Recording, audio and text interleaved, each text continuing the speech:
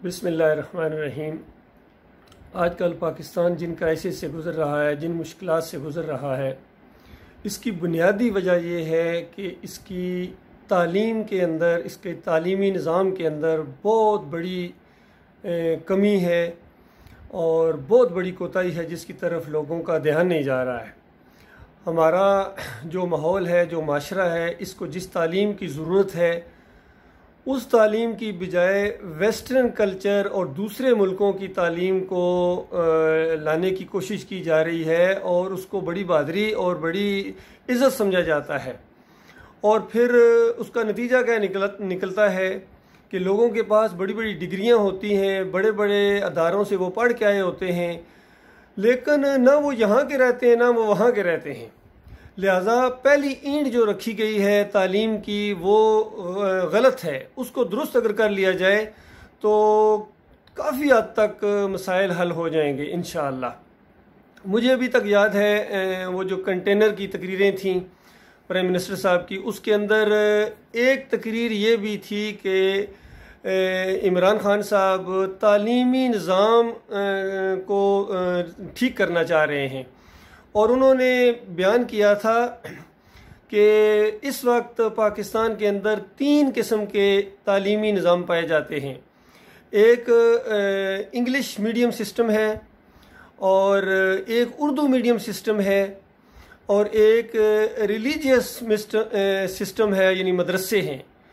तो उनका इरादा ये था कि इसको एक प्लेटफॉर्म पर लाया जाए, इन तीनों सिस्टम को एक प्लेटफॉर्म पर लाकर पूरे पाकिस्तान के अंदर एक जैसा तालीमी निज़ाम लाया जाए तो लोगों की सोच एक जैसी होगी और ये आपस में नहीं टकराएंगे।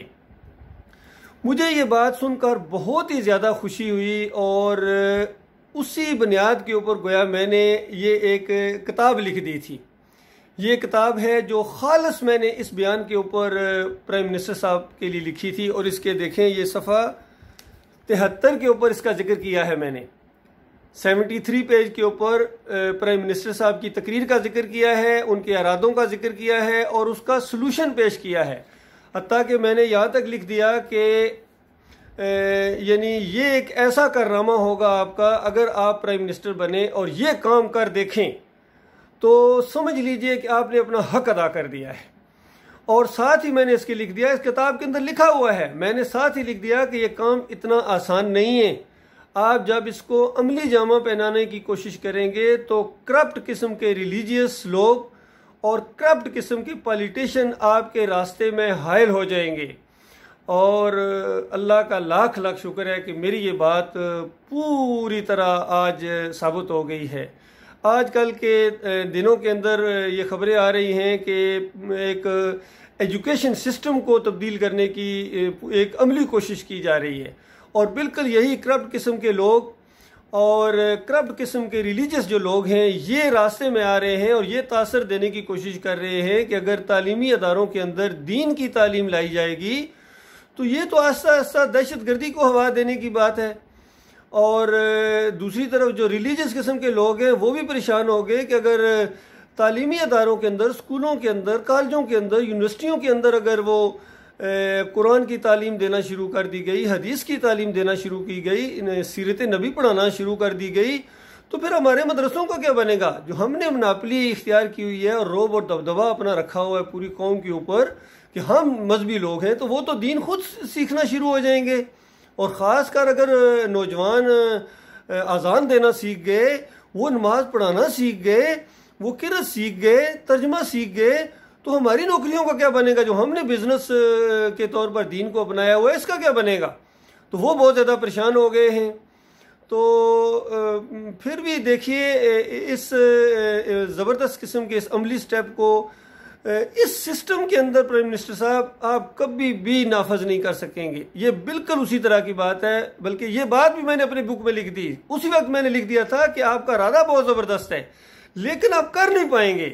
और साथ मैंने मिसाल दी थी कि जब आप क्रिकेट बोर्ड के अंदर कुछ तब्दीलियां लाना चाह रहे थे तो वो नहीं ला सके थे। बेहतरीन कप्तान होने के बावजूद, बेहतरीन शख्सियत होने के बावजूद आप अपनी उस क्रिकेट के अंदर भी तब्दीलियां नहीं ला सके थे सियासी माहौल की वजह से। ये आपने कहा था कि ये जो सिस्टम है डेमोक्रेसी का, जमहूरियत का, इस सिस्टम की वजह से मैं वो तब्दीलियाँ नहीं ला सका हूँ, तो बिल्कुल वही चीज़ें आपके रास्ते में हायल हो जाएंगी। अब भी आप वो तब्दीली नहीं ला सकेंगे। लिहाजा इस सिस्टम को तब्दील करने की ज़रूरत है।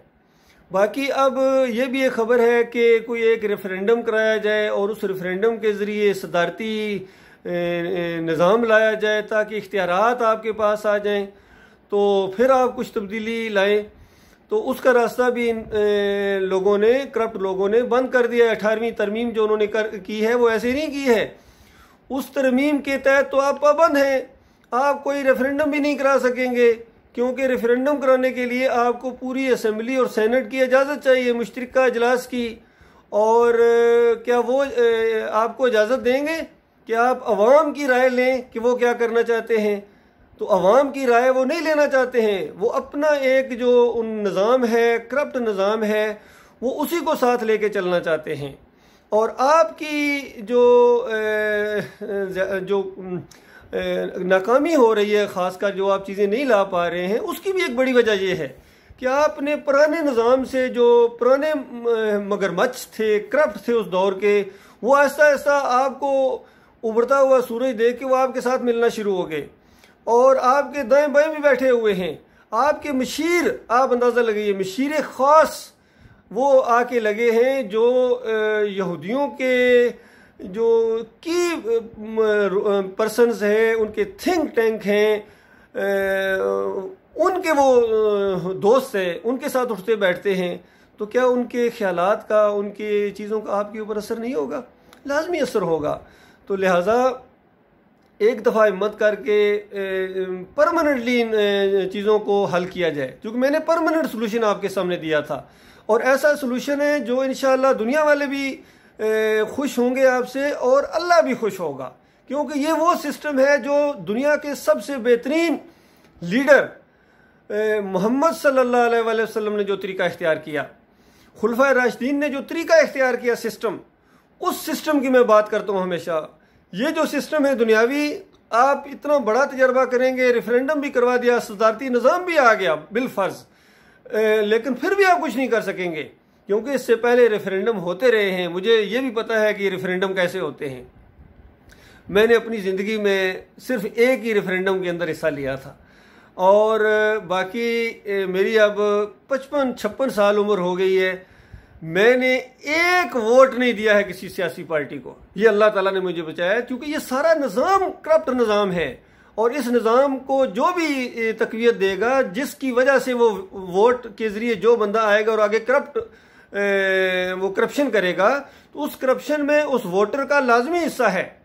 आप ज़रा तसव्वुर करें कि अगर एक प्राइम मिनिस्टर के लिए वोट डाले जा रहे हैं, बिल्कुल इक्वल वोट हो जाएं कि बिल्कुल बराबर बराबर है, और उसके बाद आखिर में एक कोई चरसी, कोई बंगी और कोई इस तरह का करप्ट किस्म का आदमी आके वो जिस पार्टी को, जिस शख्सियत को वोट देगा, उसी के उस आखिरी फैसला कुन वोट में वो बंदा प्राइम मिनिस्टर बनेगा। तो बताइए, अब प्राइम मिनिस्टर किसने बनाया? वो निज़ाम किसने बनाया? सदर किसने बनाया? वज़ीर आज़म किसने बनाया? फैसला कुन वोट किसका था? तो आप गौर कीजिए, इस सिस्टम के अंदर किसी खैर की उम्मीद रखना ये ऐसे ही है कि जिस तरह हिजड़े से औलाद की उम्मीद रखना, ये कभी नहीं हो सकता प्राइम मिनिस्टर साहब। लिहाजा मैं उस निज़ाम की बात करता हूँ जो मोहम्मद सल्लल्लाहु अलैहि वसल्लम लेके आए। वो सही मानों में इनकलाब है, इनकलाबी अंदाज, पूरी तरह सिस्टम की, इस बातिल सिस्टम की जड़ों को उखेड़ दिया जाए और ईमान खालिस का सिस्टम लाया जाए, और उसके बाद इंशाअल्लाह खैर आएगी। फिर निज़ाम जो होगा, फिर ये नहीं होगा कि दीनी तालीम की वजह से लोग बिगड़ जाएंगे। बताइए, दीन इस्लाम ये तो खैर का दीन है, ये तो अमन का दीन है, ये तो पीस का मामला है। सही मानों में अमन और सुकून आता है ईमान खालिस के ज़रिए, और अल्लाह ताला ने कुरान में ये चीज़ लिख दी है, अल्लज़ीना आमनू वल्लम यल्बिसू ईमानहुम बिज़ुल्मिन उलाइका लहुमुल अमन वहुम मुहतदून, कि अमन उनके लिए है, हदायत याफ्ता वो हैं जो अपने ईमान के अंदर से जुल्म को खुरज कर अलग कर दें। साहबा इकराम ने यहाँ पूछा, या रसूलल्लाह ये जुल्म थोड़ा बहुत तो हर एक से हो जाता है, किसी के साथ ज़रा यानी ज़्यादती हो गई, किसी को ज़रा सज़ा ज़्यादा मिल गई, कुछ इस तरह की चीज़ें जुल्म हो जाता है। तो नबी अलैहिस्सलाम ने फरमाया, नहीं मेरे साथियों, यहाँ जो जुल्म का लफ्ज़ अल्लाह ने इस्तेमाल किया है ये उस मानों में नहीं है जो आपके जहन में आया है। यहाँ जुल्म वो है जो सूरह लुकमान में आया है कि इन्ना शिर्क ला जुल्म नज़ीम, शिर्क बहुत बड़ा जुल्म है। तो ये वाला जो जुल्म है, यानी शिर्क से अगर आप तौबा कर लें तो सही ईमानों में अमन व सुकून तब आएगा।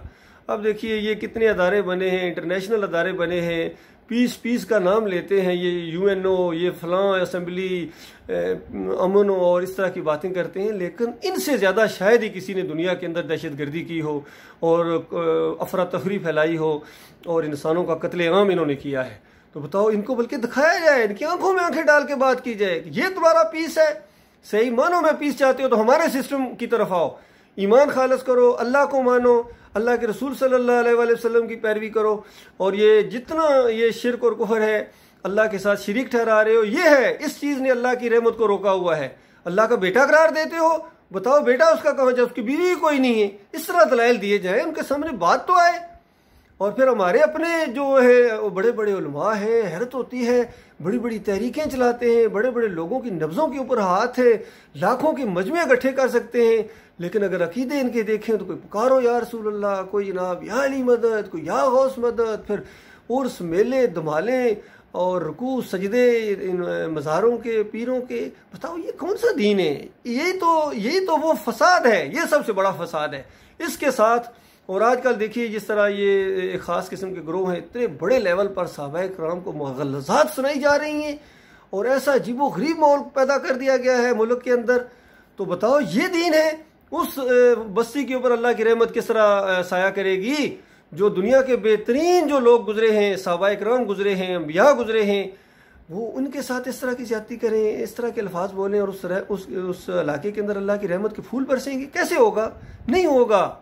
लिहाजा हिम्मत करके इस निज़ाम के ऊपर भी गौर कीजिए, ख़ासकर जो हमारे ज़िम्मेदार किस्म के लोग हैं, आगे बढ़ने वाले हैं। अब इनके पास दो ही ऑप्शन है भाई, या तो वो रास्ता इख्तियार करो जो अल्लाह के रसूल का रास्ता है और दुनिया और आखिरत में सच्ची इज्जत और अल्लाह की नेमतों के मुस्तहिक बनो, और या ना करो और इन्हीं चक्करों के अंदर रहो, इसी जमहूरियत के अंदर कभी सदारती निज़ाम, कभी वजारती निज़ाम, कभी कम्युनिज़म, कभी सोशलिज्म, कभी जो मर्जी निज़ाम आप लेके आए, जिस तरह मर्जी इनकलाब लेके आए, अगर ईमान अकीदे की बात नहीं है तो कितना बड़ा इनकलाब देखिए ये ईरानी इनकलाब, लेकिन ईमान के दुश्मन, ईमान के साथ इस तरह गदर, तो खैर तो नहीं आएगा कभी भाई। लिहाजा इस एक दफ़ा हिम्मत करके ईमान खालिस की बात इसलिए मैं बार बार करता हूँ, मेरा दिल धड़कता है आपके साथ, अल्लाह जानता है, मैं सबका फौजी हूँ, मैं एक ज़िंदगी का मेरा तजर्बा है, मैंने ये सारे दौर देखे हैं और मैं एजुकेशन को भी बहुत ही ज़बरदस्त तरीके से ये एजुकेशन सिस्टम को मैं समझता हूँ। इस बुक के अंदर भी मैंने इसका जिक्र किया था प्राइम मिनिस्टर साहब, लेकिन अफसोस ये है कि ये चीज़ें आप तक पहुँचती ही नहीं है। यहाँ एक बहरीन में एक दफ़ा कोई सियासी लीडर है, उनके हाथ में मैंने पकड़ाई, मैंने कहा ये जाके देना प्राइम मिनिस्टर साहब को, उन्होंने वायदा भी किया, लेकिन फिर पता नहीं उन्होंने दी भी है या नहीं दी है, या दी है तो आपने पढ़ी भी है या नहीं पढ़ी है। तो उसमें इस बुक में भी मैंने लिख दिया कि मैंने मास्टर एजुकेशन में किया है, वो जो टीचर एजुकेशन में स्पेशलाइजेशन है वो मैंने की है, और इस्लामिक हिस्ट्री में मैंने मास्टर डिग्री की है। मेरा भी दिल करता है कि एजुकेशन निज़ाम को ठीक किया जाए। मैं पूरी सलाहियत रखता हूँ कि नर्सरी से लेकर मैं PhD और MPhil तक ऐसा इस्लामी सिलेबस के अंदर ऐसी चीज़ें डाल सकता हूँ कि लोगों की सोच बदली होगी, और जो नेगेटिव सोच है उस सिलेबस से वो मैं निकाल सकता हूँ। अल्लाह ताला ने ये प्रूफ रीडिंग की मेरे अंदर सलाहियत दी है। मैं चूंकि ईमान को पहचान गया हूँ, 35 साल पहले मैंने ईमान खालिस को पहचाना है और शिर्क को मैं पहचान गया हूँ।